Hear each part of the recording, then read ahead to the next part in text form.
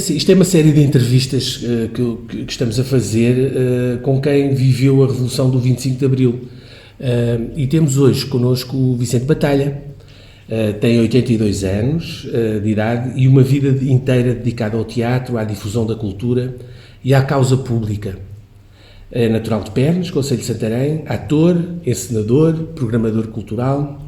Foi presidente da Junta de Freguesia de Pernes, de 1990 a 1997, que foram anos de luta pela despoluição do rio Alviela, anos de luta determinantes para a melhoria que estamos a ver nestes anos mais recentes. Foi também vereador da Câmara de Santarém, deputado da Assembleia Municipal de Santarém, sempre pela CDU. Foi presidente do Instituto Bernardo Santareno. E eu começo esta conversa pelo seu envolvimento na Revolução do 25 de Abril, em 1974. Vicente Batalha estava a fazer o serviço militar em Angola, onde acompanhou depois a transição para a independência. E eu pedi-lhe que nos falasse um pouco dessa experiência. Angola foi uma experiência determinante também na minha vida. Primeiro, porque foi lá que vivi o 25 de Abril. E, portanto, em 25 de Abril de 1964 eu estava no Luso, a comandar o Esquadrão de Cavalaria 403. Eu tinha ido de Luanda, onde tinha estado no comando do Destacamento de Fotografia e Cinema, que era um ponto de encontro de todos os militares que vinham a Luanda, as chefias, os comandantes, os próprios soldados. Tinham sempre qualquer coisa para fazer no destacamento. Uns para revelar fotografias, outros para buscar filmes para serem projetados nas Forças Armadas e, portanto, essa fonte de encontro e de convívio permitiu-me ir-me apercebendo do mal-estar que havia nas Forças Armadas e nas tentativas de tomadas de posição contra a guerra na altura.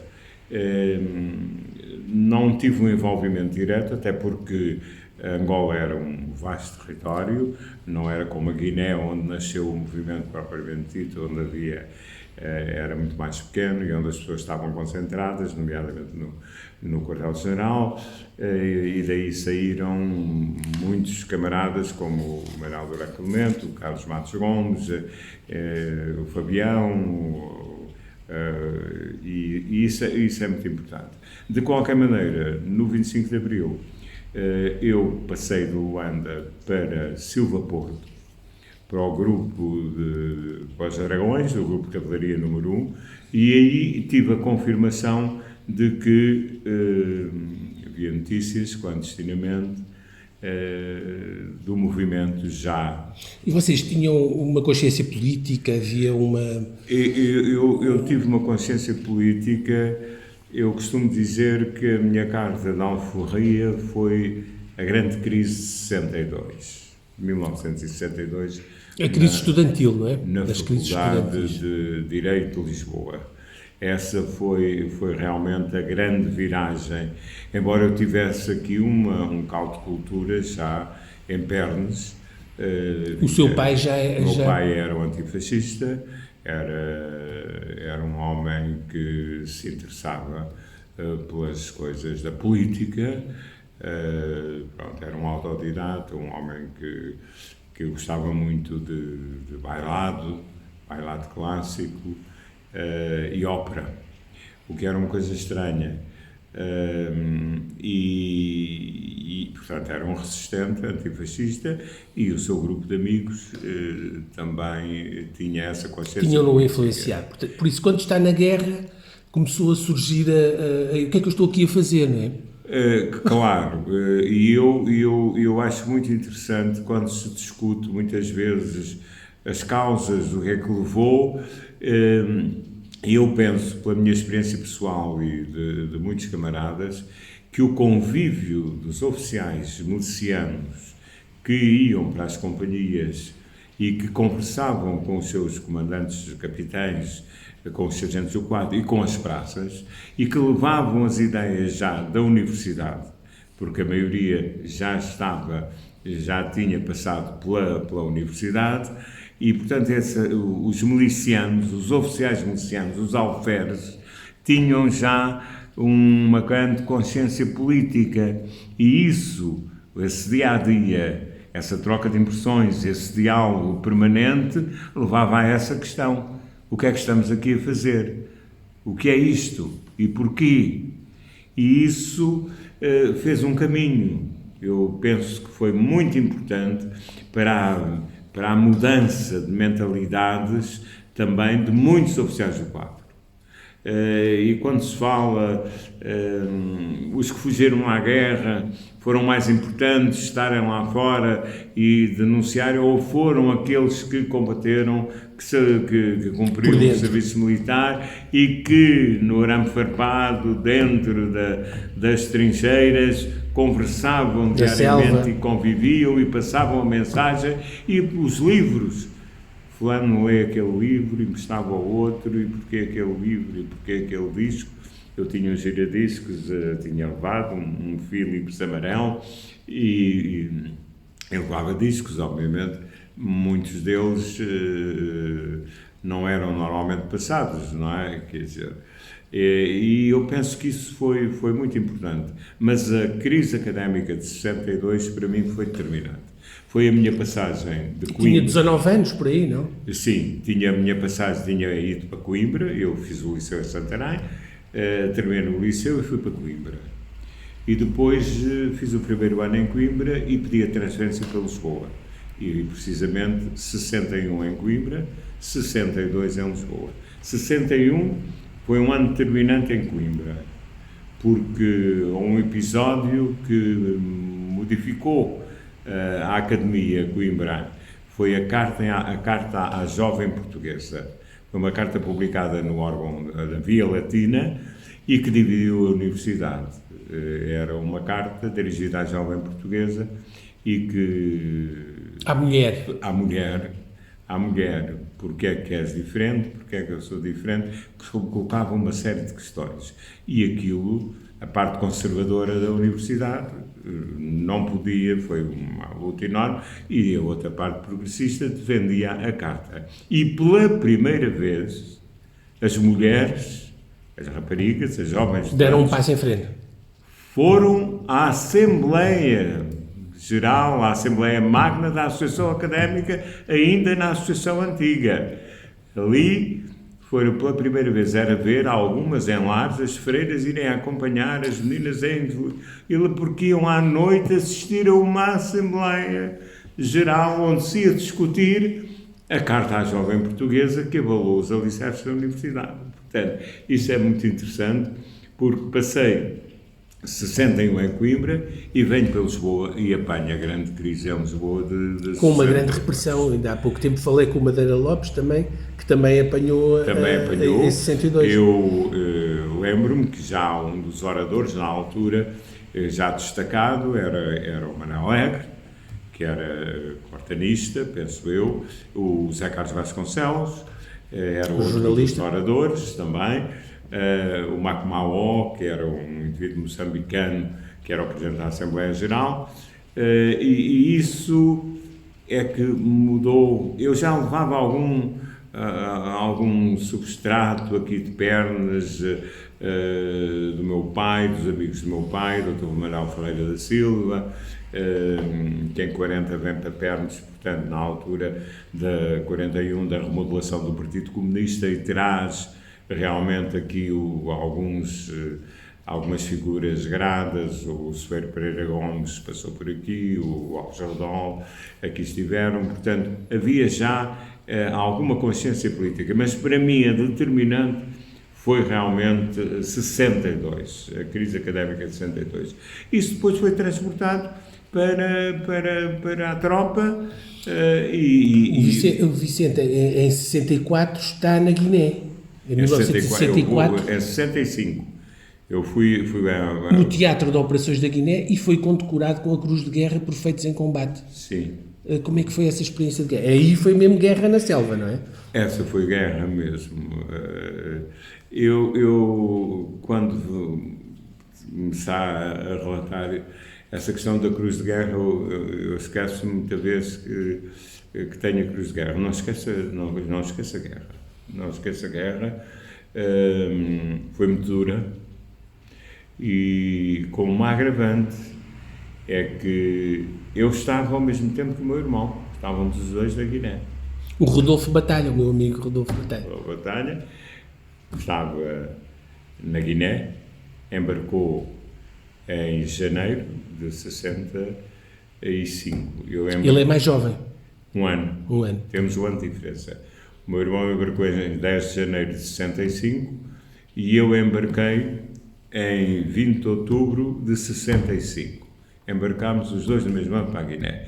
Portanto, a experiência da Guiné foi de uma grande dureza. Primeiro porque eu fui como numa companhia independente de cavalaria, em 1483, fui para a companhia operacional do batalhão de cavalaria 790, que era comandado por uma figura grada do hipismo português, que era o tenente-coronel Henrique Calado, o campeão do hipismo, dos Jogos Olímpicos, do céu de cavalo Caramulo, e que tinha vindo dos Jogos Olímpicos de Tóquio, e passávamos muitos chorões de passar slides dos Jogos Olímpicos de Tóquio. Ele tinha lá a mulher, mas 10 dias depois de estar na Guiné tive a primeira ação de fogo.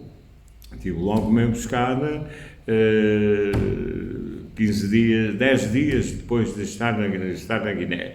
E, portanto, passei 3 meses como companhia operacional, depois passei para o norte, para São Domingos, como companhia de quadrícula, mas a situação agravou-se tanto, com emboscadas, ataques ao quartel, minas, operações, que se teve que formar um novo setor, desdobrou-se o setor OO, em O1, e voltei a ser companhia operacional. Portanto, a experiência da guerra é uma experiência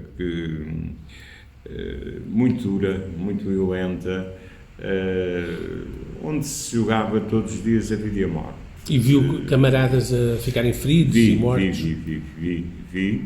E infelizmente... E teve de lutar pela própria vida, não é? Arriscava-se, mas é uma coisa que eu tive sempre positivo.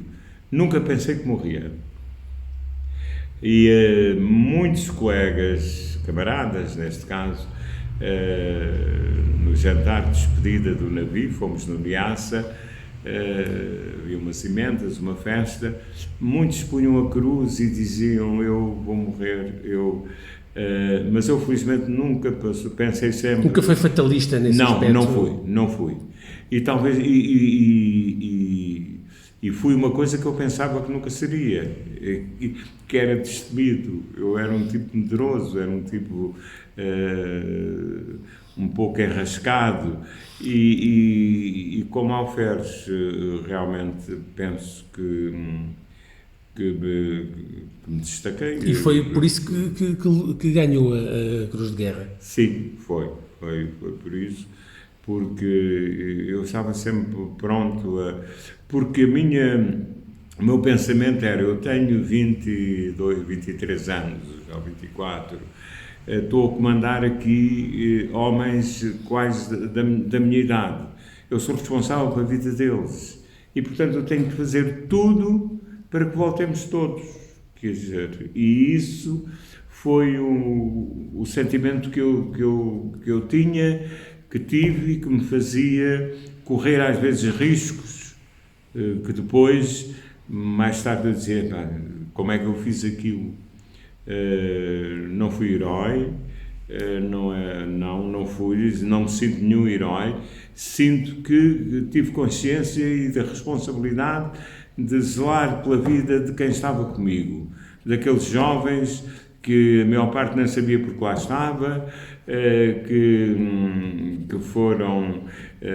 tive um pelotão de muitos analfabetos. A maior parte, não é? Uma grande parte. Portugal, na altura, tinha 40% de analfabetos. Por aí. Tínhamos dificuldade em arranjar indivíduos para graduarem cabos, porque eles não tinham a quarta classe nem a terceira classe. Muitos deles, e outros nem sabiam ler, tanto que tivemos que fazer uma escola, uma alfabetização dos soldados. Mas só quem viveu no arame farpado, quem sentiu realmente... O arame farpado porque as vossas... os apartamentos estavam cercados do arame farpado, para se protegerem. Nós tínhamos abrigos à volta de todo o arame farpado e defesas metralhadoras montadas em determinados sítios Era um ambiente extremamente hostil na Guiné. Era muito hostil. Nós tínhamos operações em que estávamos atascados, porque eram umas chamadas boanhas, porque a Guiné era atravessada por muitos cursos de água. Muitos rios, não é? A Amazônia... Muito. 3/4 quase do território, quando é a maré cheia, fica submersa. E nós tínhamos a lama até à cintura, para nos deslocarmos, muitas vezes tinha que ser agarrar na G3 do parceiro do lado e o outro, e fazer uma sequência para podermos caminhar. Muitas vezes a peito descoberto, porque tínhamos a linha de frente, e isso era muito perigoso, quer dizer, era muito perigoso. Foi difícil, mas eu costumo dizer que a Guiné ficou-me na alma. Gostei daquela gente, dediquei-me muito às pessoas e foi uma experiência dura, violenta, porque tínhamos que jogar com a vida e a morte, como já disse, e tínhamos aquele sentimento da saudade. A hora do correio era uma hora sagrada, quando vinha o correio.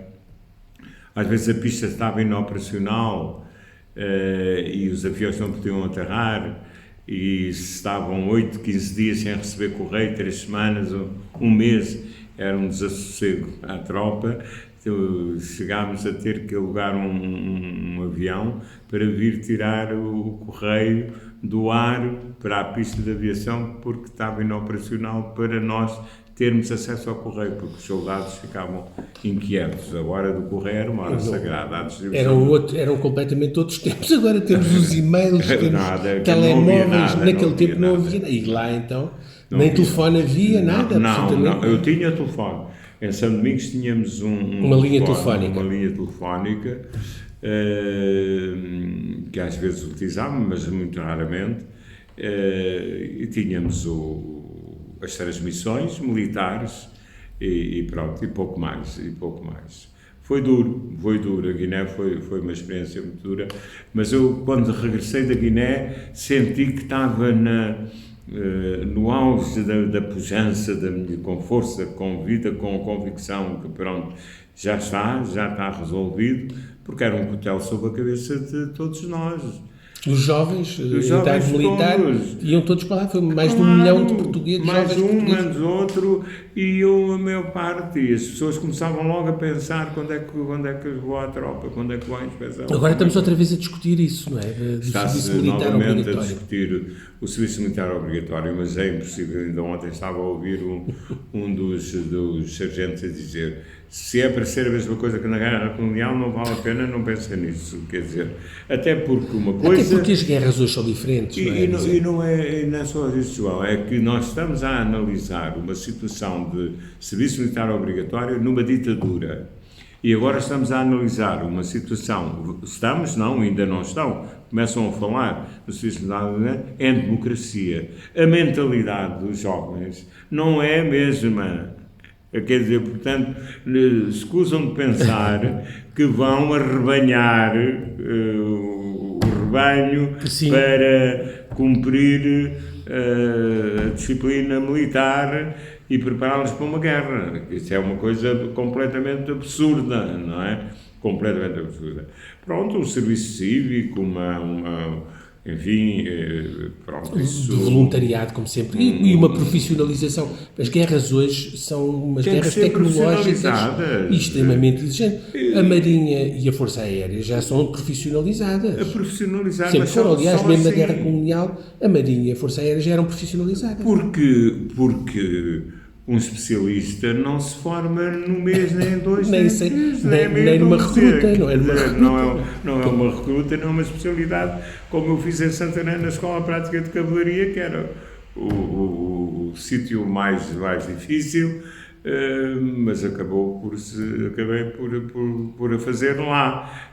Mas estávamos Eram outros tempos, não é? Eram outros tempos. É a diferença da democracia para a ditadura. O Vicente, depois de ter feito essa comissão na Guiné, não é? Sim. Depois volta para aqui para o continente. Sim. E continua na tropa, faz o curso de capitão. Depois continuo. E depois faz a especialidade em fotografia e cinema no Exército, não é? Sim. Que é uma coisa... Como é que aparece a fotografia e cinema? Aparece porque Angola, a Guiné e Moçambique tinham três serviços de fotografia e cinema, que eram, enfim, uma especialidade, digamos, de elite, entre aspas. Porque é que eu escolhi fotografia e cinema? Porque tive possibilidade de o fazer porque eu fui segundo classificado do curso de capitão. E então eu podia escolher, e os 3 primeiros acabámos por escolher. Um foi para Moçambique, outro foi para Angola, e eu ainda tive hesitante entre voltar à Guiné, mas disse não, eu vou para Angola. E portanto, a fotografia e cinema era... Aliás, eu quando fiz a recruta aqui em Santarém, comigo à porta de armas, na mesma hora, entramos juntos o Carlos Cruz. Carlos Cruz entrou comigo, fez a recruta comigo. O apresentador da televisão. O apresentador. E ele já tinha uma autorização especial para ir fazer o telejornal a Lisboa. Às vezes pedia companhia, mas tínhamos de ter uma autorização especial para poder... Quer dizer, ele era profissional da RTP, começou, tinha de fazer a tropa à mesma, estávamos em guerra. E depois escolheu a especialidade de fotografia e cinema. E não foi mobilizado. E, portanto, Carlos Cruz não foi mobilizado. E foi aí que eu tive contacto com essa especialidade de fotografia e cinema. Foi através do Carlos que ficou cá. Portanto, foi dos que não foi mobilizado e que fez o serviço no Serviço Cartográfico do Exército, que é em frente da escola, da Faculdade de Ciências, na Escola Politécnica, na rua da Escola Politécnica. E, portanto, fui realmente para Angola comandar o Destacamento de Fotografia e Cinema 3011, que tinha sede em Luanda e que tinha os seus furriéis, que era maioritariamente composto por furriéis, espalhados pelo território todo. Quer dizer, portanto, era um serviço que tinha como missão distribuir cinema às unidades, fazer os serviços de reportagem, de fotografias, fazer revelação quase gratuita. Não havia ninguém que não quisesse fotografias e tirasse fotografias. A fotografia aí já estava desenvolvida. Ainda não era a cores, ou já? Já havia fotografia a cores? Nós fazíamos a preto e branco. Fazíamos a preto e branco no destacamento.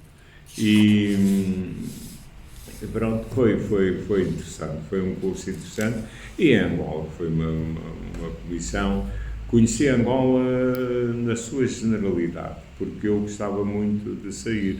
E é lá que apanha o 25 de Abril, por isso depois é lá que apanha o 25 de faz a transição, não é? Isto apanha os retornados, é lá, os portugueses tiveram de fugir, não é? Eu depois... Apanha todo um movimento, uma coisa épica, porque praticamente. Eu depois tenho a possibilidade, eu fui chamado para o Governo Geral, para a Comissão Ad Hoc dos Meios de Comunicação Social. Foi criada uma Comissão Ad Hoc dos Meios de Comunicação Social. Portanto, eu venho para Luanda, é Alto Comissário o Almirante Rosa Coutinho, e eu vou vou secretariar a Comissão Ad Hoc dos Meios de Comunicação Social, que era uma espécie de censura que foi criada e que se agravou depois a partir da demissão do general Spínola, do Presidente da República. O ministro era o Correia Jesuíno, o comandante Correia Jesuíno, um homem de grande categoria, era um homem, um filósofo, um homem de grande categoria. O Pesará Correia está também na comissão do MFA de Angola. E porque, entretanto, quando eu estou no Luso, será o 25 de Abril, 10 dias depois vai lá um dos elementos da comissão dos oficiais das Forças Armadas, que depois dá origem ao Conselho da Revolução, vai-nos explicar, efetivamente de viva voz, o que é que foi o 25 de Abril, quais são os objetivos, qual é o programa. Isso quanto tempo depois? 10 dias depois. 10 dias? 10 dias depois. Porque eu soube através de uma rádio da África do Sul. Através de uma rádio da África do Sul é que nós soubemos que se tinha desencadeado no 25 de Abril. E ouvi a reportagem feita de helicóptero sob a queda do quartel do Carmo, na rádio. E foi interessante porque eu estava a despacho... Em inglês, a Rádio da África do Sul em inglês. Era em inglês. Eu estava a despacho com o primeiro sargento, a seguir ao almoço, e entra-me um alferes destrambelhado pelo gabinete dentro. Então, há um movimento em Lisboa, a tropa está na rua, os nossos correios ouviram na Rádio da África do Sul e tal. Pronto, e eu fui logo para o quartel-general da Zona Militar Leste, onde estava o Coronel Passos Ramos, e fizemos logo a cena com a cabeça que sim, que era do nosso lado, porque na altura, quando ele disse a rebelião, eu não sabia o que tinha acontecido depois. Quer dizer, o que é que se passava. Quando entrei no quartel-general, então, uma cena de cinema mudo, em que eu queria falar com o Pesará Correia, que era o que tinha mais, mas o Pesará por acaso estava fora, nessa altura. O Pesará estava no Luso comigo, depois é que veio para Luanda. O general, Pesará Correia, o nosso general. E, portanto, tive a oportunidade no Governo Geral de ver as movimentações da Colónia Branca, que quis fazer uma independência branca. À moda da África do Sul, não era? O FUA, que era a Frente Unidade Angolana, assistia à greve dos camionistas invadirem o Palácio do Governo, tal qual como o Chile, assistia à marcha dos soldados negros silenciosos e sem armas, foi uma coisa que fez tremer. Portanto, houve toda a movimentação, a chegada do MPLA à Luanda, fui ao aeroporto, assisti à chegada da primeira delegação do MPLA, chefiada por Lúcio Lara, assisti, portanto, a este jogo de forças, de equilíbrio entre quem não queria a independência, quem queria a independência branca, quem queria a autonomia, a determinação e, portanto, a chegada dos movimentos a Luanda foi determinante. A chegada do MPLA, a chegada da FNLA, a chegada da UNITA, tudo isso eu assisti privilegiadamente porque estava no Governo Geral, onde era o centro onde tudo se passava, tudo se sabia, tudo se conhecia. Foi difícil a tropa começar a querer deixar de combater, prendiam os assistentes coronéis, os coronéis que os mandavam combater. E os mandavam combater, e depois mandavam um rádio a dizer: prendemos os comandantes, não queremos combater mais, vamos embora. E, portanto, teve que haver um grande equilíbrio do movimento das Forças Armadas de Angola, e do Governo Geral, do Alto Comissariado, na altura, para conseguir que as coisas se desenrolassem de maneira pacífica Eu, por acaso, é que lia diariamente o comunicado das Forças Armadas sobre a situação, o que se tinha passado durante o dia, e claro, que alguns achavam que aquilo não era verdade, aquilo que eu dizia, mas era. Nós tínhamos o cuidado escrupuloso de que o que fosse publicado era o que se passava. Morreram tantos mortos, morreram tantas pessoas, houve um ataque aqui, houve um ataque acolá, porque houve tentativas depois de ataques aos homossexuais, não é? E, portanto, foi difícil, foi a questão dos retornados foi difícil. Entretanto, eu pedi para vir embora. Ainda me faltavam 3 meses, mas eu disse, deixa-me ir embora, que eu quero saber o que é que se passa na minha terra, no meu país, e vim apanhar o 11 de março aqui em Portugal. Pois, saiu da frigideira e veio para o fogo. 25 de Abril para mim nunca foi festa. Nunca houve festa, não é? Nunca houve festa. Para mim nunca foi festa. Depois chega o 11 de março, nas vésperas do 11 de março, e depois... Que foi aquela tentativa de golpe do Spínola, não é? Dos movimentos afetos ao Spínola. Isso, a tentativa do golpe do Spínola,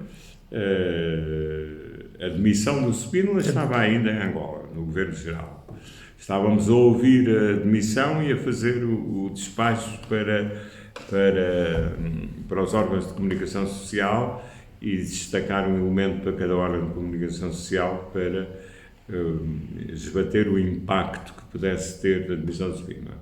Quando cheguei cá, foi o golpe do Spínola, o ataque ao Ralis, e portanto... E é apanhado, como é que foi essa experiência? O Vicente estava... Eu por acaso estava em casa e fui logo apresentar-me ao Depósito-Geral de Adidos, e pronto, e depois continuei, fui colocado na quinta Divisão do Estado-Maior-General das Forças Armadas. Estive primeiro na Informação e depois fui para o Centro de Sociologia Militar, na Calçada das Necessidades, junto ao... Isso era um departamento, vá lá, da tropa, especial. Muito especial, que era da difusão cultural. Era o grande departamento do Estado-Maior-General, era a 5ª Divisão, que era aquela que queria marcar o ritmo da Revolução, digamos. As campanhas de alfabetização, todo esse processo. Eu estava no Centro de Sociologia Militar, onde onde eram as reuniões do momento das Forças Armadas. As Assembleias Gerais do MFA recorriam lá.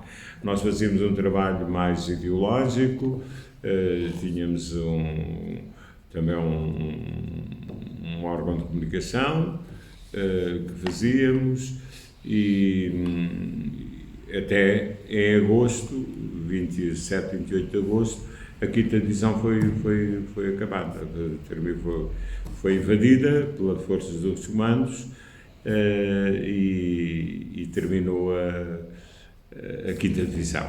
Portanto, a 5ª Divisão, digamos que era um dos baluartes da Revolução, e quando a situação se começou a agravar, as dissensões com o Grupo dos 9, tudo isso eu acompanhei,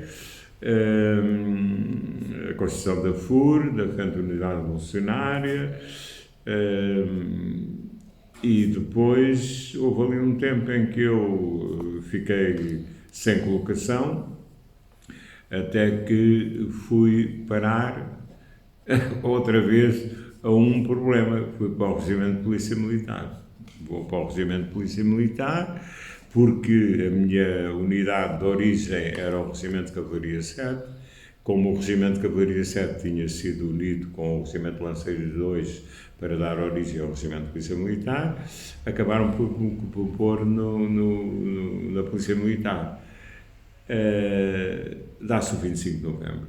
E eu, quando na madrugada os majores são presos, são chamados à presença da República e ficaram presos, portanto o comandante que morreu ano passado, o Campos de Andrada, era o primeiro comandante, o segundo comandante era o Major Tomé, e o terceiro comandante, o comandante operacional era o Cuco Rosa. Eles são mandados a apresentar, porque o regimento foi dos que não quis aceitar a nomeação do Vasco Lourenço para comandante da região militar de Lisboa, e ficaram presos, e então era preciso alguém para comandar. Fez-se uma reunião na parada e eu de repente vejo-me como comandante da Polícia Militar. Comandante da Polícia Militar, que aí do outro dia, quando o Matos Gomes veio fazer a conferência a convite do Mais Santarém, o Joaquim Duarte também estava e o Carlos Beato também apareceu, e então estava uma mesa de amigos e o Carlos Beato, quando me disse, o meu comandante e tal, porque o Carlos Beato estava comigo na Polícia Militar, era tenente na altura.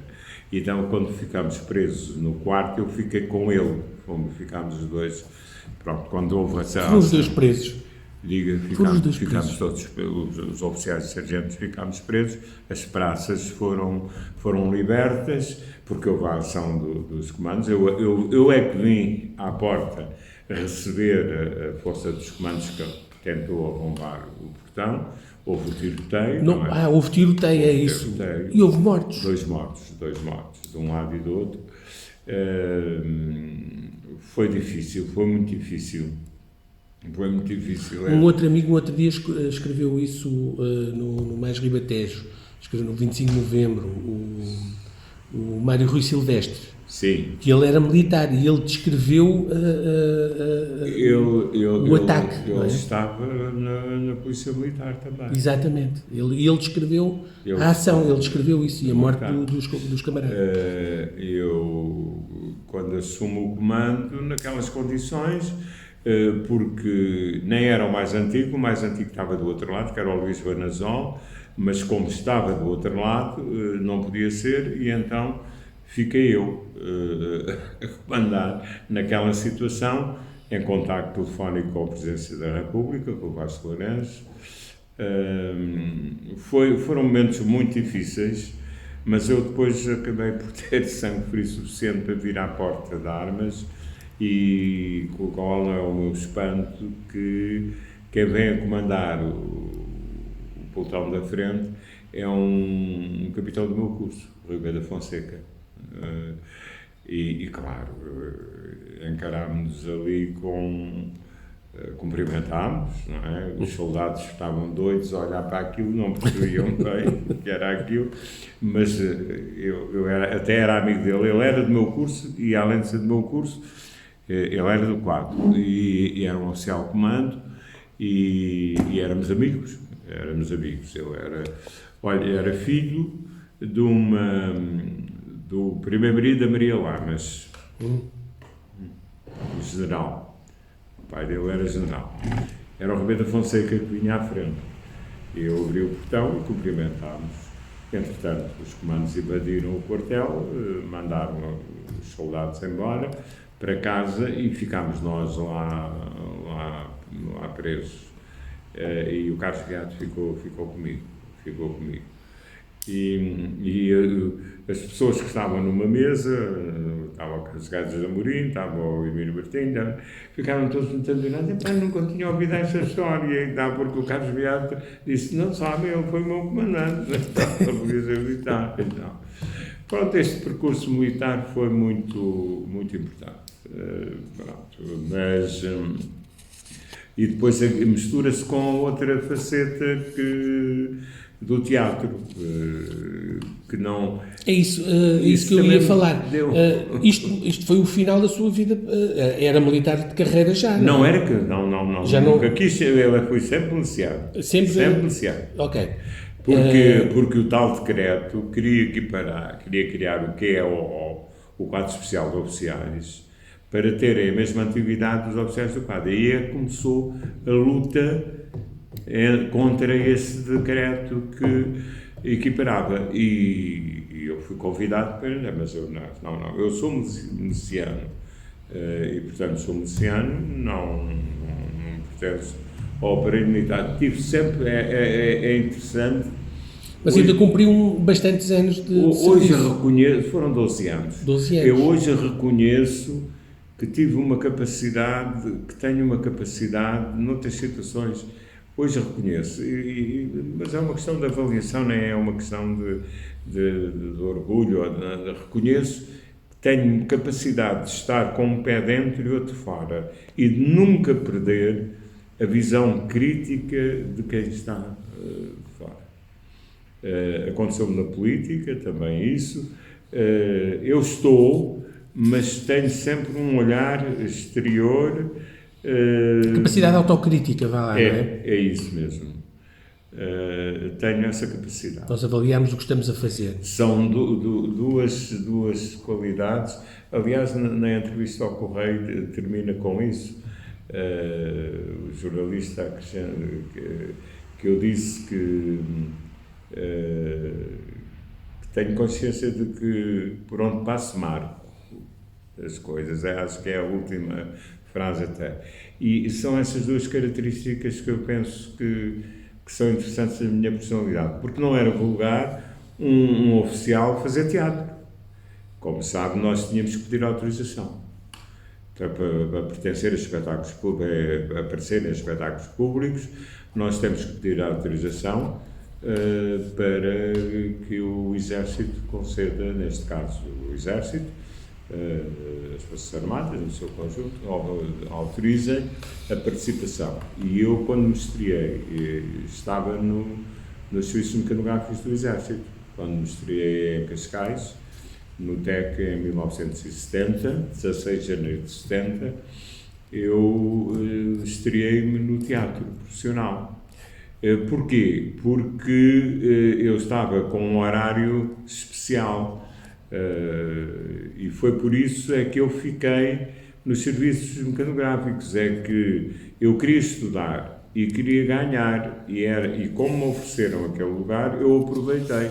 Porquê? Porque só trabalhava da parte da tarde, só trabalhava entre a 1h30 e as 6h. E isso permitiu-me ir para o teatro, porque tinha ensaios à noite, aos espetáculos, e podia dormir de manhã. Quer dizer, e foi... Aproveitava o tempo, não é? Aproveitar o tempo. E portanto, aquilo tive uma certa confusão. E em Angola a mesma coisa. Eu, como capitão em Angola, tive que pedir autorização também para ir para a Companhia de Teatro Profissional, para a Companhia de Teatro de Angola, para a CTA, que tinha sede no Teatro Avenida. Fiz lá o Processo de Jesus, uma das peças que lá fiz. Quer dizer que, mesmo durante a tropa, continuou a fazer teatro. Sim. O teatro nasce aqui em Pernos, onde nós estamos. O Vicente começa a fazer teatro muito jovem aqui em 5 anos ou 6. Aos 5 anos. Comecei a fazer umas coisas e foi aqui em Pernos. Foi aqui em Pernos. Foi numa das coletividades, temos a Música Nova. Sim. Música Nova. Sim. Sociedade. Como é que se chama a coletividade? Sociedade Musical União Pernense. União Pernense, porque é a Música Nova. Era o grupo cénico da Música Nova. Pronto, eu não era vulgar um oficial fazer teatro, e isso e foi o que me valeu, porque depois do 25 de novembro eu fiquei com residência fixa e então sou convidado para ir para os Benecreiros. Foi a Helena Isabel e o António Rama que me vieram convidar. Mas os Benecreiros tinham sede em Moscavide pertencia a Loures. Então eu tinha que pedir autorização para me deslocar para os ensaios. Todos os dias a Helena vinha-me buscar a casa e eu tinha que pedir autorização, até que o processo foi arquivado por falta de provas, porque o que vem no relatório do 25 de novembro sobre mim, são alguns factos, são perfeitamente mentiras. Aquilo não tem uma ponta de realidade. E, portanto, o processo foi arquivado, mas eu ainda tive um tempo a ter que, com residência fixa, a ter que pedir autorização, porque mudava... Enquanto decorria o processo, mudava, no Tribunal Militar, não é? Na Polícia Judiciária Militar. E acabou tudo arquivado, não é? Tudo arquivado.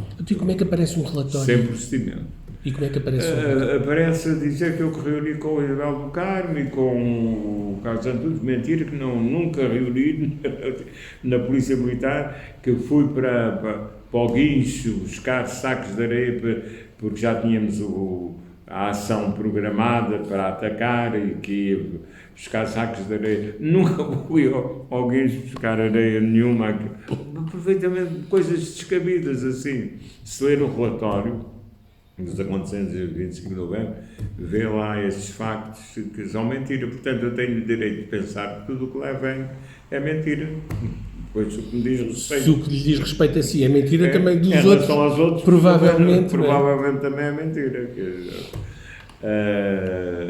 Pronto, mas isso também ditou o fim da sua vida militar, sim, não é? sim. Aí terminou Sim. a sua vida militar. Terminou. Aí, dedica-se inteiramente ao teatro?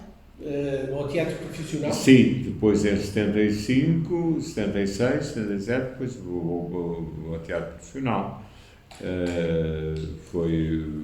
Estive no Teatro Experimental de Cascais, estive na Casa da Comédia, nos Bonecreiros, depois criámos uma cooperativa popular de teatro da Almada, com o Zé Viana, com o Rogério Paulo, depois fazia também muitos espetáculos com a Ivone Silva, muitos espetáculos. Norte a sul do país, eu tenho a impressão que fomos a muitos sítios.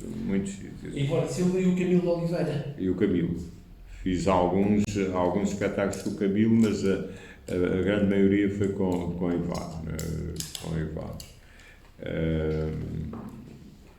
E pronto, tive uma ação também, lá está, alguma marca, porque fui eleito para o sindicato dos trabalhadores de teatro, o STE, fui da Comissão Executiva do Sindicato dos Trabalhadores de Espetáculo. O presidente da comissão era o José Moraes de Castro e o presidente da Assembleia Regional era o Carlos do Carmo. O fadista, o grande fadista. Eu estive na equipa do José Moraes de Castro e do Carlos do Carmo. Fui eleito pela classe, portanto, tinha para defender os trabalhadores da cultura. Para defender os trabalhadores da cultura. E foi uma luta muito árdua, porque depois formou-se um sindicato paralelo, o CIART. Foi um momento duro, mas... Tinha a ver com dissensões políticas? Sim, com dissensões políticas, sim. Foi aquela decisão muito grande que houve e percorreu todos os setores e foi um período difícil. Bom, depois lá estive e lá por acaso não era responsável por teatro, era responsável por bailado, clássico e ligeiro, os animadores para a animação cultural, que entretanto surgiu essa nova classe de animadores cultural, que depois eu fui para a Alcamena desempenhar essas funções. É em 1983 que o Vicente decide regressa à sua terra, sai de Lisboa e regressa à sua terra. Regressa à minha terra. E porquê é que regressa à sua terra? Olha, Lisboa era muito mais atrativa, tinha muito mais oportunidades como artista, não é? É evidente que era. Eu estava a trabalhar no Teatro Experimental de Cascais e estávamos a ensaiar... Com o Carlos Avilés, que faleceu recentemente. Sim. Eu trabalhei com o Carlos, estreei-me com grande ele. encenador. E trabalhei com ele e fiz a digressão ao Brasil com o Teatro Experimental de Cascais. Trabalhou ainda há alguns anos com ele. Trabalhei há alguns anos com ele, trabalhei há alguns anos com o Carlos. Aliás, eu secretaria a companhia, eu é que preparei a digressão ao Brasil. Eu fui ao Brasil sozinho estabelecer ligações. Foi a companhia que me escolheu para ir eu e e lá fizemos a digressão ao Rio, a São Paulo, a Curitiba e a Brasília. Estivemos lá 3 meses e tal, no Brasil. E quando o Teatro Experimental de Cascais foi a Angola, em 73 eu estava lá e o Carlos convidou-me se eu queria fazer e fiz 2 espetáculos com eles. Como capitão, fiz 2 espetáculos com o Teatro Experimental de Cascais, em Luanda, no Teatro Nacional. E foi uma experiência, foi uma boa experiência. Porquê é que eu regresso a Pernas? Houve um conjunto de circunstâncias, por um lado apetecer-me, porque foram anos muito intensos. Foi uma vida muito intensa, quer na tropa, apanhar todo este caudal de acontecimentos que transformaram completamente a nossa vida. E hoje é um dia especial. É interessante, porque é 2 de abril, é o dia do aniversário da Constituição da República Portuguesa, que foi aprovada em 2 de abril de 1976. Essas transformações foram muito intensas. A minha vida no teatro foi, digamos, relativamente curta, mas muito intensa. O sindicato, tudo isso. Depois também o apelo de voltar às origens e de poder também fazer alguma coisa aqui, porque fui logo convidado para um projeto o provedor da Misericórdia, o António Leal Lopes, convidou-me para fazer um projeto cultural aqui em Pernas. Ainda foi um projeto que foi pouco tempo, mas foi também intenso, e por isso é que surge o convite da Alcanena para eu ir para a Alcanena. Pronto, e, entretanto, desencadeia-se aqui um regresso às origens, com uma intervenção cultural grande aqui em Alcanena, e depois surge a candidatura à Junta.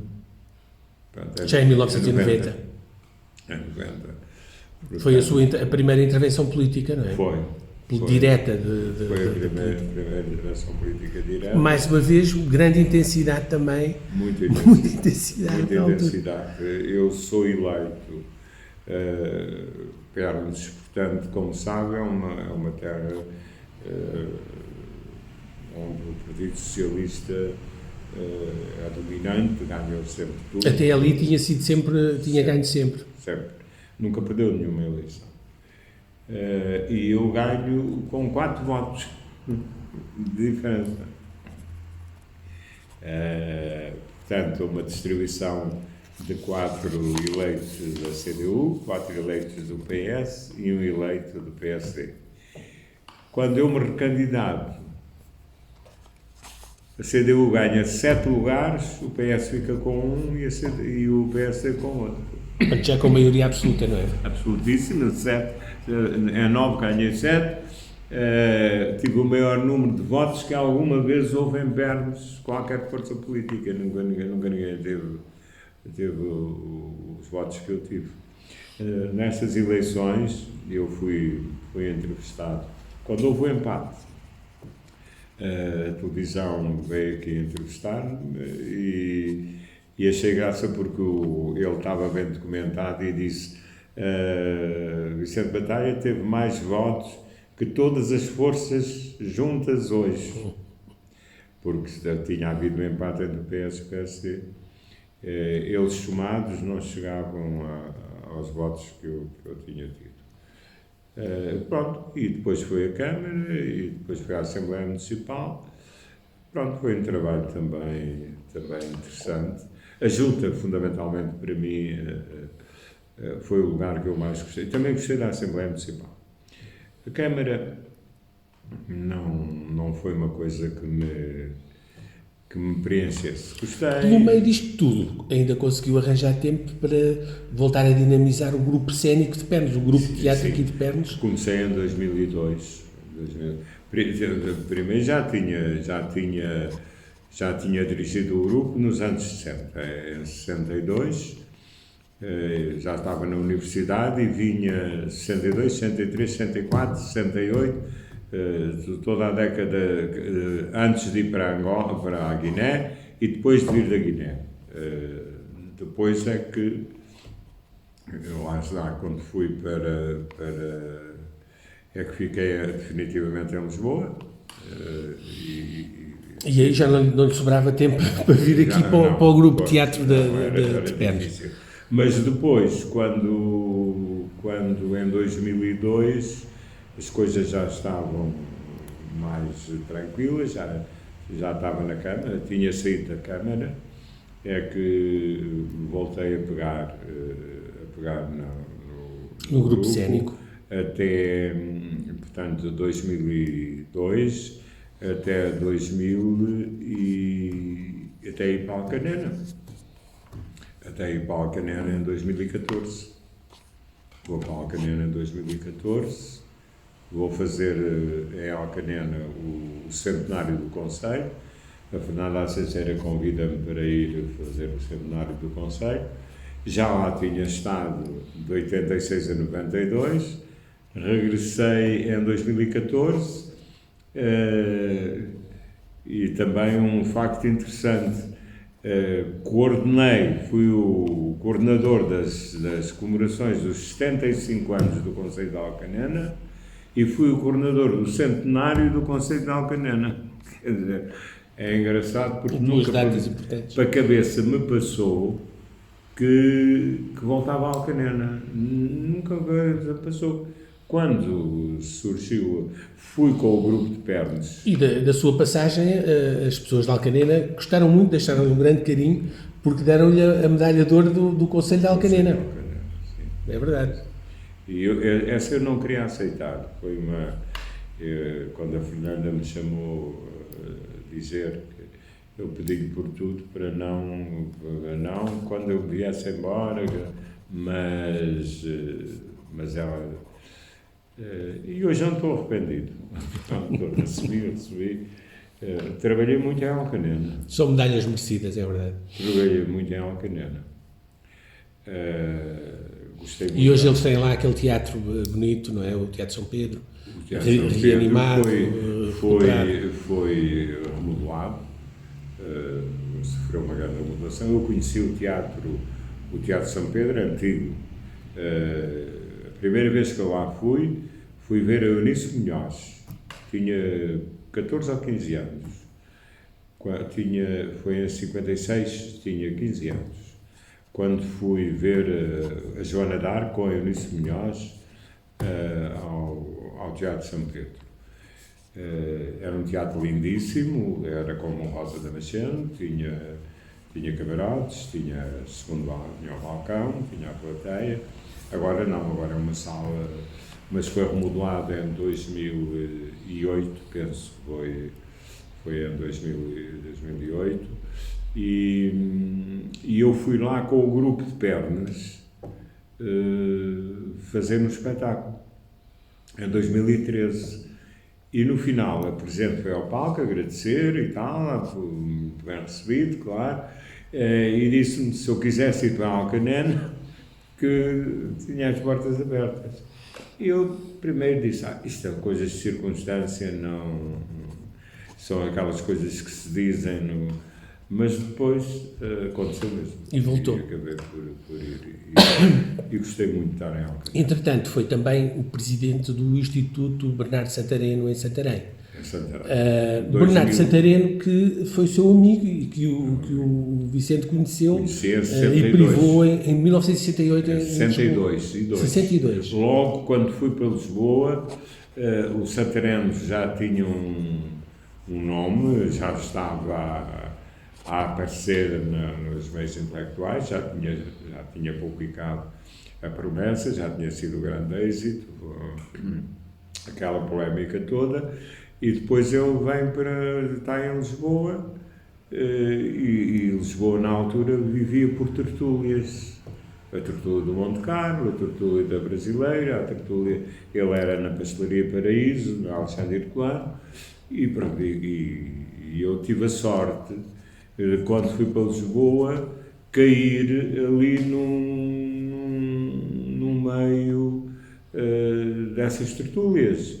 Que eram os meios intelectuais, os artistas, os jornalistas. Natália, que eu comecei a conhecer. Natália Correia, conheceu também. A casa dela, a casa dela, com o Zé Carlos Ari dos Santos, com o Zé Ari, toda essa coisa do Santarém, tudo isso. Como é que era o Bernardo Santareno? O Bernardo Santareno era uma pessoa que não era simpática à primeira vista, era um homem. Ele já era médico? Ele já era médico. Ele formou-se em 50. Sim. Portanto, era já uma. Ele formou-se em 50, em 57 publica o primeiro livro chamado Teatro, onde vêm 3 peças, A Promessa, O Bailarino e A Excomungada. E nesse mesmo ano ele escreve o último livro de poesia, que foi editado, a edição da autora em Santarém, foi Santarém, ele editou o último livro, escreve em 57 o último livro de poesia, publica o primeiro volume de teatro, a peça, A Promessa, era imediatamente representada no Porto, no Teatro Experimental do Porto, e embarca para a pesca de bacalhau. Ele foi médico nos navios bacalhoeiros. Aliás, eu fui fazer uma conferência aos Gilianos, onde ele tinha o seu gabinete médico, o navio que está em Viana do Castelo. Eles convidaram para É um navio a museu, é? Sim. E o Vicente foi lá fazer uma conferência. Fui lá fazer uma conferência e foi muito interessante. Foi muito interessante. E a exposição que nós tínhamos em Santarém foi cedida, teve 3 meses nos Gilianos exposta. Fui lá à inauguração e depois fui lá buscar a exposição dos Gilianos. Portanto, o Bernardo Santarém, mas era uma pessoa, depois, no convívio, era uma pessoa muito acessível, fácil, uma gargalhada característica, quer dizer, sonora, estridente. Era um homem muito preocupado, e onde eu depois convivi mais com ele foi em 75, porque ele viveu a Revolução de uma maneira, parecia uma criança, a alegria foi tão grande. Em 1975, não é? 1970, todo aquele período, quando eu regresso da Angola. Ele tinha sido censurado. Todas as peças foram censuradas. E a Promessa é interessante, porque a Promessa... Ele tinha preocupações sociais, tinha preocupações... Muitas preocupações. A nível dos direitos humanos, tudo, da liberdade sexual... A obra dele é um grito de liberdade cultural, política, sexual, todas as obras dele espelham isso, não é? Começando logo com a Promessa, que a censura deixa passar, mas a Igreja Católica, aos microfones da Rádio Renascença, os setores mais reacionários pedem a intervenção da censura. E a peça é proibida 8 dias depois de estar em cena, com lotações esgotadíssimas, e realmente foi um dos padres na Rádio Renascença que pede a intervenção da censura ao espetáculo que estava em cena, e pronto, e ele começa a sua carreira com essa grande polémica. Começa essa carreira com essa grande polémica. Era um homem com muitas preocupações sociais, tanto que quando abriu o consultório teve que fechar porque ele disse que não tinha coragem de levar dinheiro às pessoas, porque as pessoas não podiam pagar, tinham muitas dificuldades. E, portanto, ele Dizem que ele era um psicólogo, não era psiquiatra, ele era psicólogo. Diz-se muitas vezes que ele era psiquiatra. Não, ele era um psicólogo que desempenhou funções no Instituto de Orientação Profissional e que se dedicou à Fundação Martin e Raquel Sanz para a recuperação de cegos e ambliopes. Ele tem essa característica muito vincada do apoio aos cegos e levava-os ao teatro, mas explicava de tal maneira. Uma vez eu vi uma entrevista de uma senhora do Algarve que foi tratada por ele, dizia: nós íamos ao teatro, mas víamos, sentíamos, sabíamos aquilo, porque o doutor Martinho do Rosário, não é? Era Martinho. Havia quem lhe chamasse, era o doutor Martinho. O doutor Martinho, profissionalmente era o doutor Martinho. E a questão da Fernanda Lapa, a Fernanda Lapa trabalhou com ele nesse tal... A Fernanda Lapa, quando jovem, foi ao Instituto de Orientação Profissional para ser consultada, para saber para que área devia ir. E é consultada pelo Dr. Martinho. E o Dr. Martinho disse-lhe que ela devia ir para o teatro. E aí nasceu uma grande amizade, até ao fim, que era a grande amizade. E então devemos-lhe a ele também uma grande atriz que tivemos em Portugal, não é? Sim. Mas uma das pessoas que é muito esquecida na vida de Santarém e que foi determinante na vida dele é a doutora Mariana Genesal Machado. Foi a minha professora de filosofia no liceu. É curioso. A doutora Mariana Genesal Machado calcorreou Lisboa. Nem todas as manifestações de esquerda que houve era Bernardo Santarém e a Mariana ao lado, sempre de braço dado, sempre no movimento dos trabalhadores unitários, dos intelectuais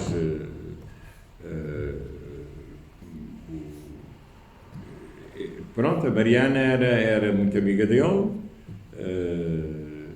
e realmente era uma pessoa também extraordinária, que Santarém conhece bem, não é? Quer dizer, como professora, é verdade. A Mariana era grande amiga do Santarém. Grande amiga do Santarém. A experiência do Instituto Bernardo Santarém foi muito interessante e foi pena. Eu penso que foi pena que se tivesse. Era isso que eu estava aqui a perguntar, não é? Depois não teve sequência, não é? Foi essa inteligência entre o Moita Flores e a passagem para o Ricardo.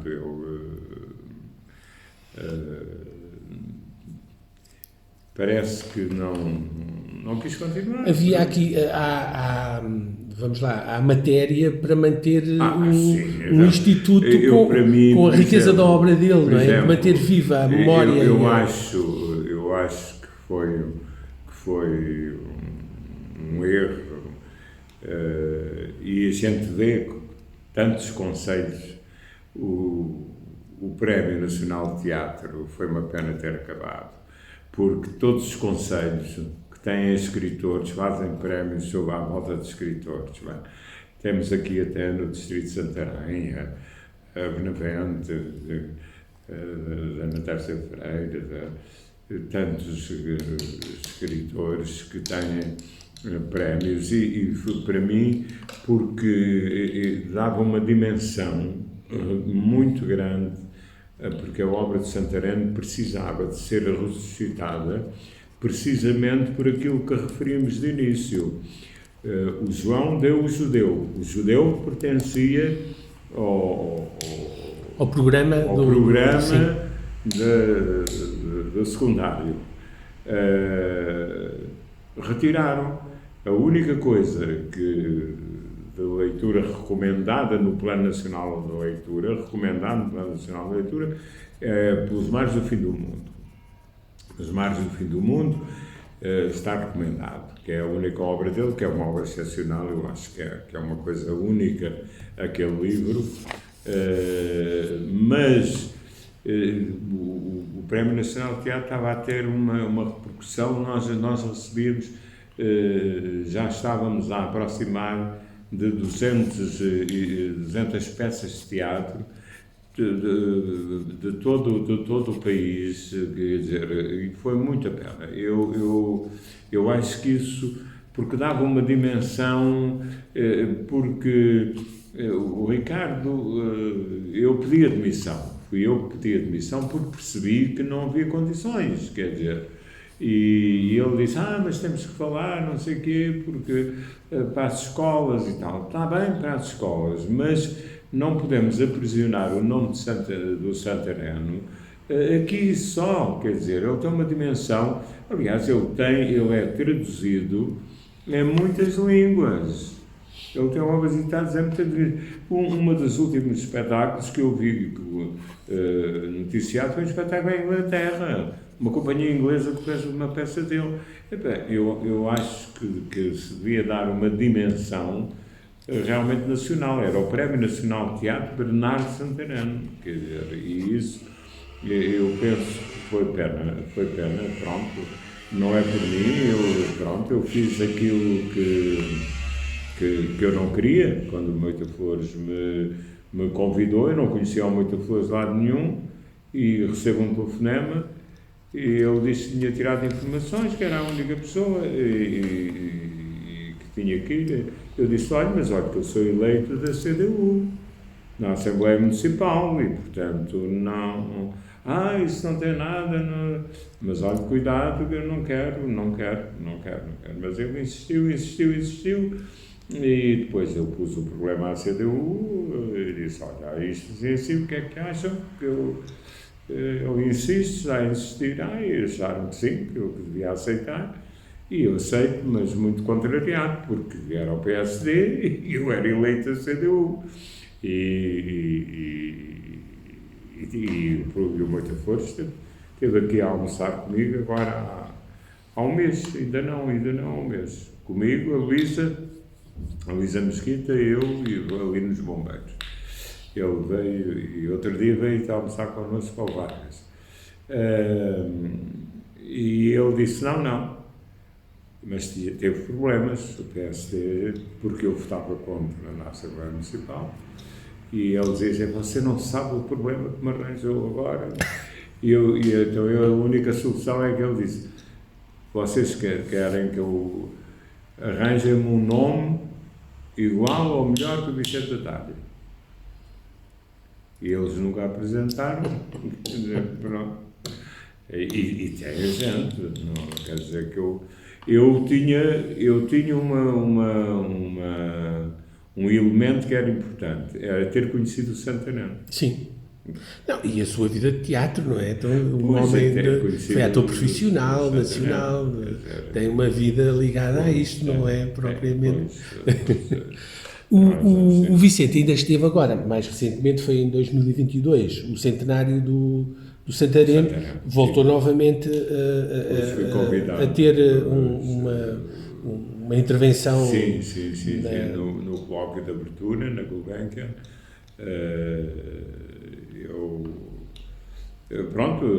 Vivi muito ativamente, e foi uma pena, foi a pandemia estragou-nos muito do centenário das comemorações, mas mesmo assim... Mas que as pessoas não podiam sair livremente e andar a circular.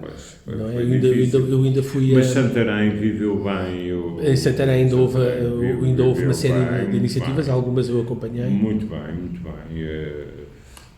Até o último concerto que fizeram na sede, o Hacker, na verdade, Santarém, foi uma grande manifestação e muita coisa que se fez em Santarém. E atualmente acha que está a ser feito o suficiente para manter viva a memória e a obra do Bernardo Santareno? O que é preciso fazer mais? O que é que se pode fazer mais? Eu acho que uma das questões fundamentais era o regresso aos programas escolares. Quer dizer, eu acho que era muito importante. Acho que também era importante, e isso é culpa da classe teatral, é que os amadores tiveram sempre um grande carinho para a obra de Santarém, e os profissionais nem sempre, tirando aquele período dos anos 70, 60, 70, no fulgor da Revolução foi-se a última peça dele, que foi emblemática, que é o Português Escritor, 45 anos de idade, foi a primeira peça, era a última dele, ele disse que era a última, era a despedida dele, estava farto, cansado, nunca mais, estou farto, estou desiludido, estou cansado, esta é a minha última peça. E por ironia, foi a primeira peça representada depois do 25 de Abril sem o visto da Comissão de Censura. Há ironias que são... Foi sem o visto da Comissão de Censura. O Português Escritor, 45 anos de idade, foi apresentado por Maria Matos, numa encenação do Rogério Paulo, e foi um grande espetáculo, que foi realmente a despedida dele. Deixou uma peça inédita, que foi o Punho, que foi depois publicada, já ele morrer, e que foi representada precisamente, houve uma tentativa aqui do Centro Dramático Bernardo Santarém de fazer, mas quem a representou profissionalmente foi a Escola de Mulheres, a Companhia da Fernanda Lapa. Foi a última encenação da Fernanda Lapa, que não completou, e foi a filha que completou, que foi o Punho. O Punho, que é sobre a reforma agrária, foi a peça a última peça dele, escrita, portanto, mesmo já no final, ele morre em 80, a peça é de 79, é mesmo dos finais já do Santarém. Ele ainda era a peça para a Eunice e para a Carmen de Loures, já não é nem a viu publicada. Ela foi publicada, eu não me lembro bem, mas penso que ela foi publicada em 78. Ele morreu em 80 e ela foi em 88. Eu penso que foi em 88. Não tenho a certeza, aqui não tenho a certeza, mas sei que foi uns anos depois. Fez-se uma leitura de algumas cenas na Sociedade Portuguesa de Autores, ainda com a Eunice, com a Lia Gana, com a Fernanda Alves, mas depois só em 2022 é que ela viu a luz do dia. E veio a Santarém, veio a Alcanena também, que eu levei, porque a Alcanena, por causa do Espinheiro. Que era a família do Bernardo, do Martim. Os Martins são do Espinheiro.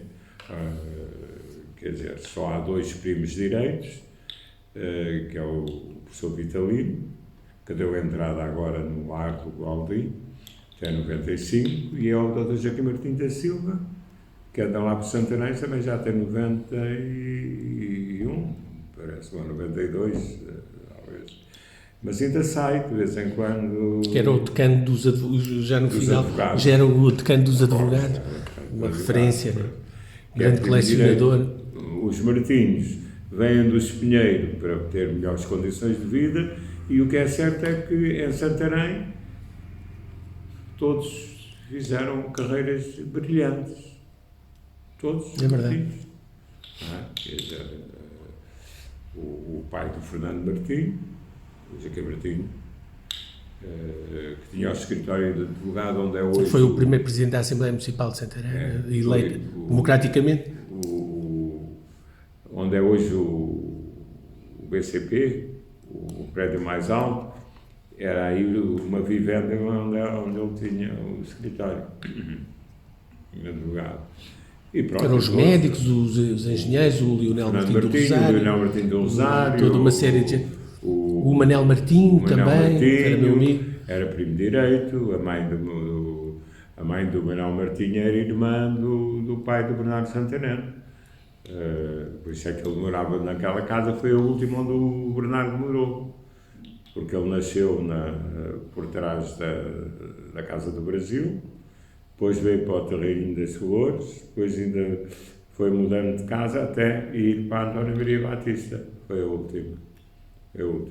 Eu penso que podia-se fazer... Isso era isso que eu ia perguntar, o que é isso? O que é que se podia fazer mais? Já se falou até em comprar a casa onde ele nasceu? E acho que já está sinalizada, não é? Já está sinalizada, falta comprar uma parte e fazer ali um centro de estudos, um centro documental, que eu penso que sim, aliás, acho que era muito importante esse centro de estudos, haver ali porque quer queiramos, quer não, Santarém tem responsabilidades na difusão do Santareno, não é? Quer dizer, mas haver porque há famílias que têm espólio que só entregarão quando houver condições para isso. O Martim da Silva tem imensa coisa, a sobrinha que está em Almeirim, que viveram naquela casa bonita, aquela moradia ali ao lado do tribunal. Não há coisa. E, portanto, isso podia-se fazer. Podia-se realmente fazer. E o Instituto, retomar o Instituto... Retomar o Instituto, era o concurso do Prémio Nacional Teatro, por exemplo? Era, sim. Eu penso que o Noras era dessa opinião, até propôs ainda... o Noras ter sido um bom divulgador também da obra do Bernardo. Sim, publicou um livro também importante, a biografia. É um livro importante. Também marcou o centenário. Eu disse sempre que aquele livro ia marcar o centenário. E pronto, e agora, tem porque este grupo de professoras da Universidade, do Centro de Estudos de Teatro da Universidade de Letras, da Faculdade de Letras de Lisboa, têm realmente um espólio muito, muito grande. São professoras que se interessam pela obra do Santareno, e só que é pouco divulgado. É pouco divulgado, não é? Aqui, esta é a Fernanda Lapa. Está na capa. É a Fernanda Isabel Medina. É um espetáculo que elas fizeram, o Bernarda.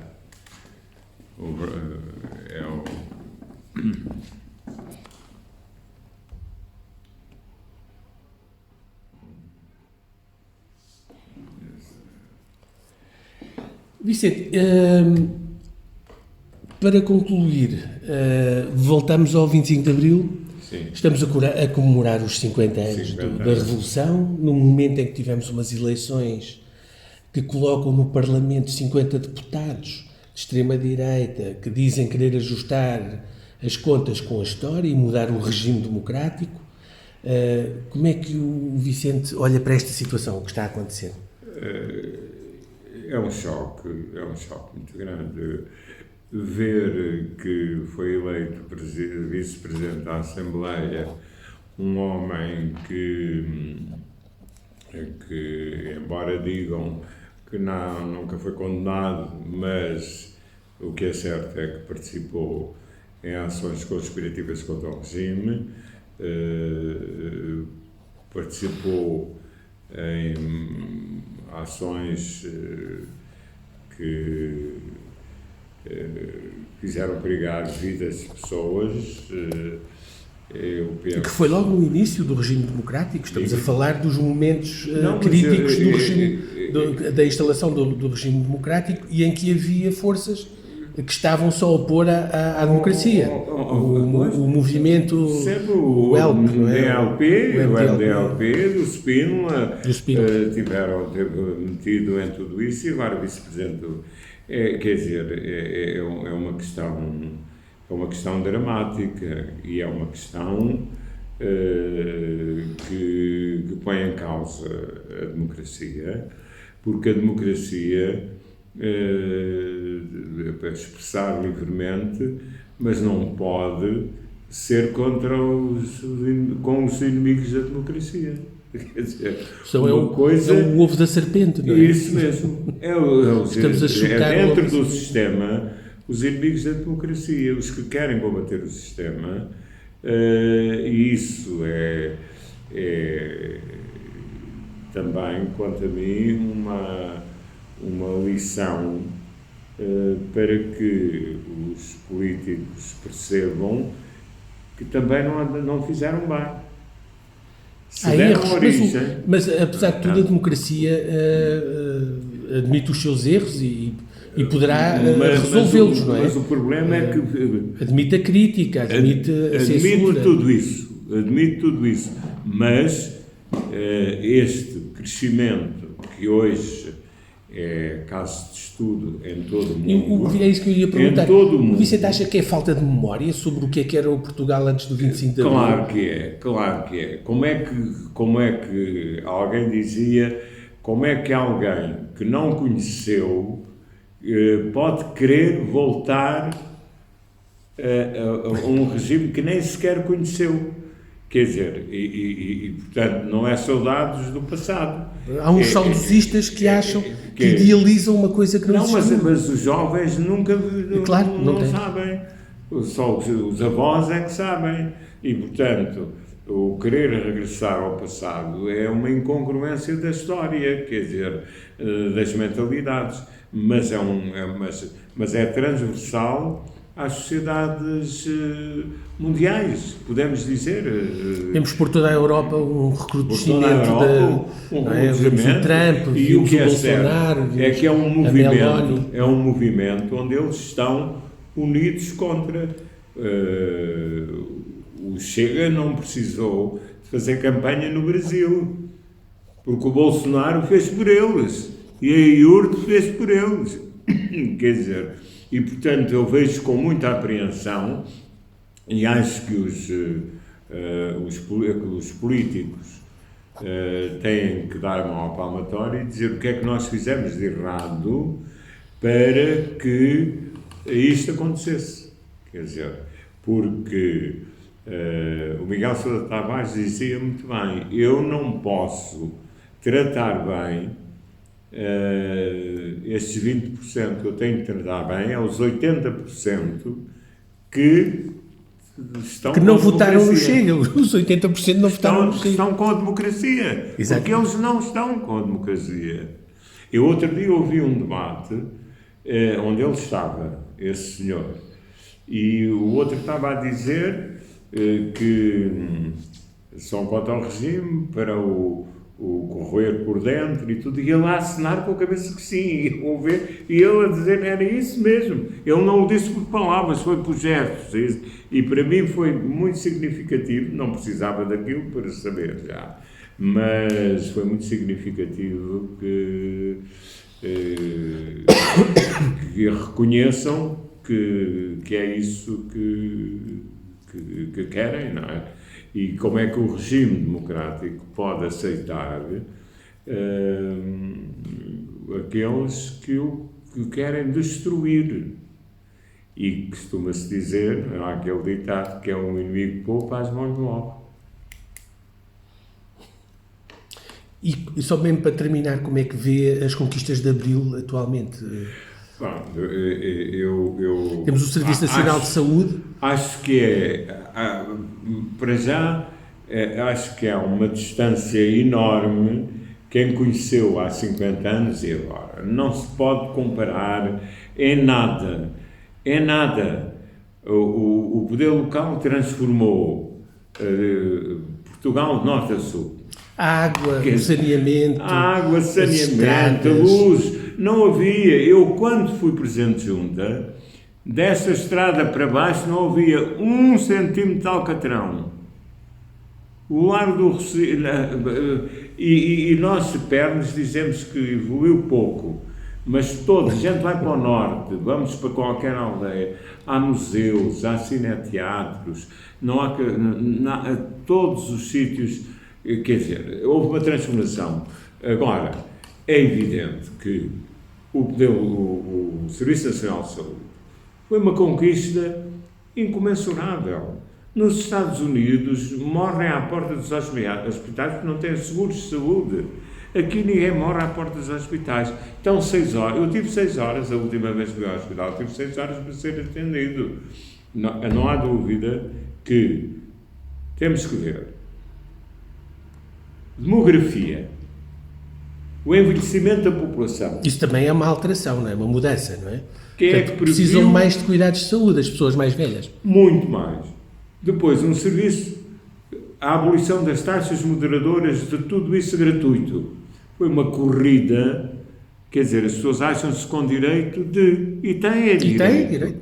Agora, o sistema, o Serviço Nacional de Saúde, por muito que tenha se desenvolvido, ainda não consegue dar resposta a todos os problemas. Quer dizer, não consegue. Mas tem que se perceber que há surtos enormes de epidemias, uma pandemia, vírus, uma coisa que nunca tinha sido vista desde o século passado, desde o início do século XX. E continuam vírus e vírus que se multiplicam, que se transformam em todo o lado. Quer dizer, o envelhecimento da população, quer dizer, depois também sofremos a questão do número clausus, que não permitiu que se formassem médicos. Ainda havia gente, governantes, que diziam... Acho que só para o ano é que vamos ter um saldo entre os que se formam. É só para o ano é que isso vai voltar a acontecer. Houve um responsável político que disse: temos médicos a mais. Quer dizer, há meia dúzia de anos. Isso também aconteceu com os professores. O Nuno Crato disse que havia professores a mais e agora já tínhamos professores. E verificou-se que estamos com professores a menos. Por isso é que há alunos com falta de professores. Temos muitos problemas. Temos problemas na saúde, temos problemas no ensino, temos problemas na justiça, isso mesmo, na política, com a corrupção também. Temos muitos problemas, mas temos problemas devido aos avanços rapidíssimos, às mudanças rapidíssimas das técnicas, das tecnologias, do envelhecimento das populações, tudo isso, da exigência dos cidadãos face aos serviços públicos e às respostas. Tudo isso tem que ser acautelado. Obviamente que nós não acompanhamos esse ritmo. E eu pessoalmente duvido que alguma vez vamos acompanhar. Porque isto é tão vertiginoso. A aceleração neste momento é vertiginosa. Ultrapassa-nos. Já nos ultrapassou. Nós não sabemos amanhã o que vai ser e depois de amanhã. Quer dizer, a inteligência artificial, uma das áreas onde está a avançar muito é na saúde. Na saúde, evidente. Mas eu penso que isto é tão rápido, tão acelerado, que eu não sei se o homem conseguirá adaptar-se sociologicamente a todas estas transformações. E depois temos que ver que os processos sociais são muito morosos e que a população não avança toda ao mesmo ritmo. Num processo social não avançamos todos ao mesmo ritmo. As sociedades não avançam todas ao mesmo ritmo. Podem mudar sistemas económicos, mas o sistema social é o mais difícil de mudar, porque lida precisamente com as necessidades do homem, com as conquistas técnicas, tecnológicas, científicas, que são aceleradíssimas. Quer dizer, nós vimos, por exemplo, Portugal. Nós vamos lá para fora, somos os melhores em tudo.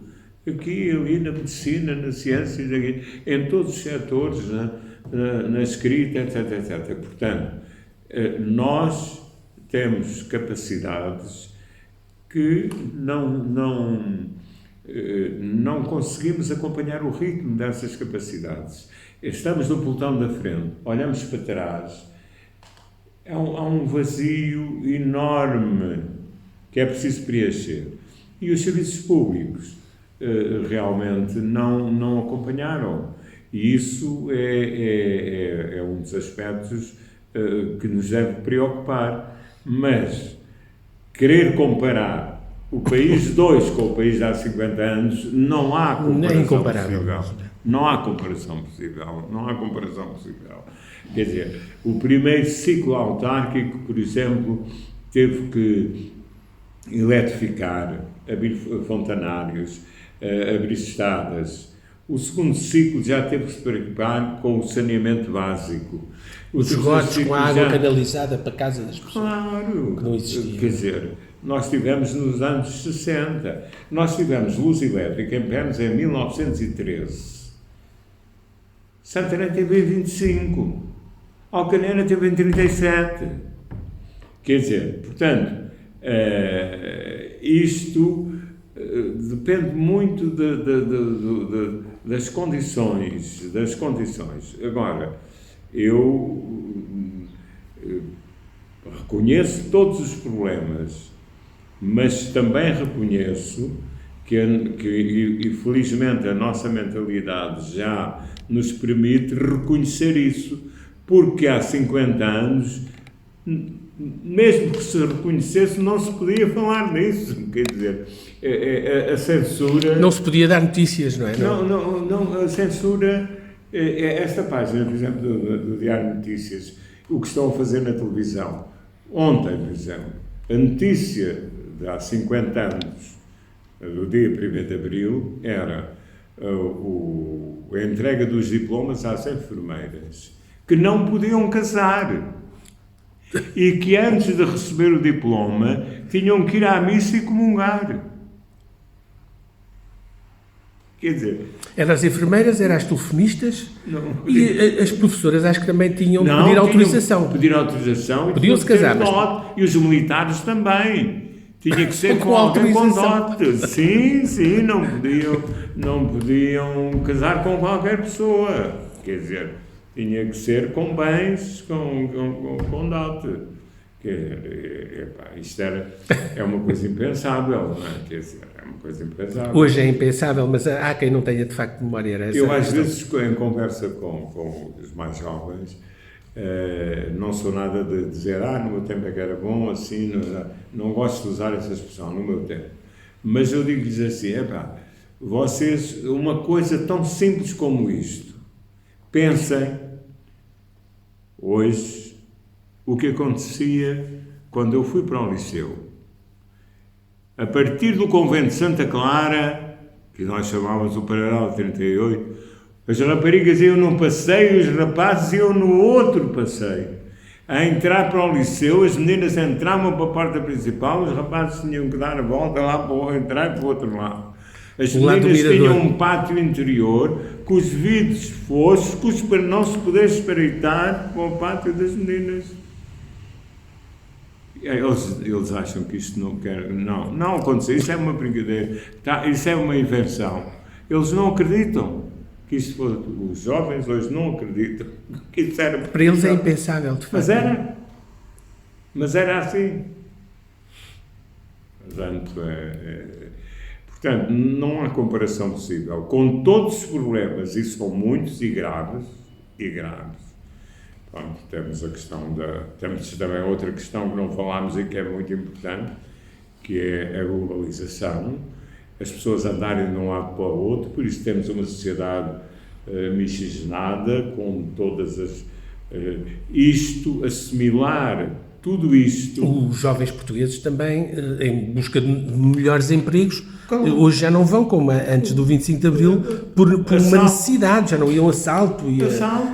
Agora vão em busca de empregos melhor remunerados, etc. Porquê? Porque têm habilitações. Mas vão livremente, não vão obrigados. Não é? Porque têm habilitações para isso. Exatamente. E nós também não podemos impedir que, se é uma sociedade globalizada, que não há fronteiras, se os espaços estão abertos, não podemos impedir agora, não podes sair, porque não é só por não ter bons empregos, é porque as pessoas hoje querem ir. E também conhecer outros países. Querem experimentar, querem se formar noutros sítios. É a tal globalização que o Vicente está a falar.